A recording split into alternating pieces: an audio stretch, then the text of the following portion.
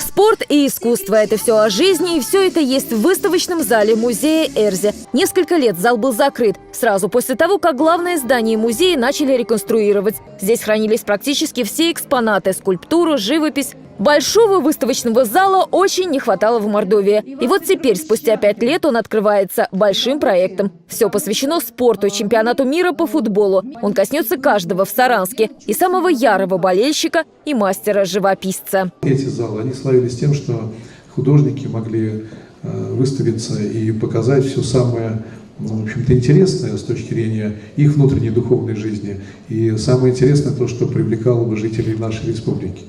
Еще возвращаясь к мысли, сегодня мы в преддверии чемпионата. Сегодня чемпионат практически уже у нас в России, у нас дома, у нас в республике. И мы сегодня с вами в этом зале. Всех с открытием нашей выставки.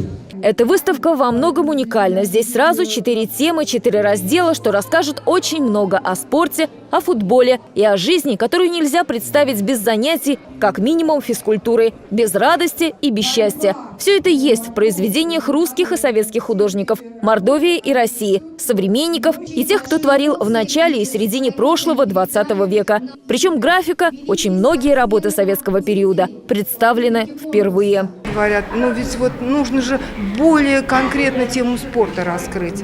Мы говорим, что тема спорта такая обширная, и она такого глубокого философского плана, что выставка может строиться и на конкретных образах, и на ассоциативных, что мы как раз здесь и используем. В экспозиции тема спорта в разных вариантах. Например, в том виде, в каком его можно представить в давнем-давнем прошлом Мордвы и в недавнем советских людей, и в современном авангардном. Плакатное искусство, которое так редко можно увидеть в Мордовии, на этот раз показано в лучшем своем варианте. Проект придумал бразильский дизайнер. В Саранске выставку плакатов представил Союз дизайнеров Мордовии. Плакаты о футболе мира. Не всего, конечно, но 32 стран.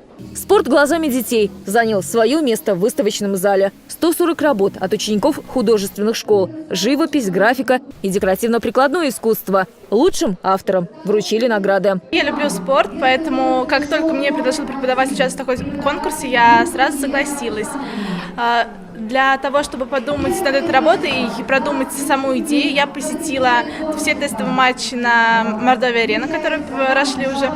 Вот. Затем я придумала дизайн кубка и после этого начала работу где-то в апреле. И уже к началу мая работа была закончена. Арт-спорт в выставочном зале музея Эрзи на Советской будет работать в течение всего мирового футбольного праздника и станет площадкой для акций, флешмобов и других подобных культурно-спортивных развлечений.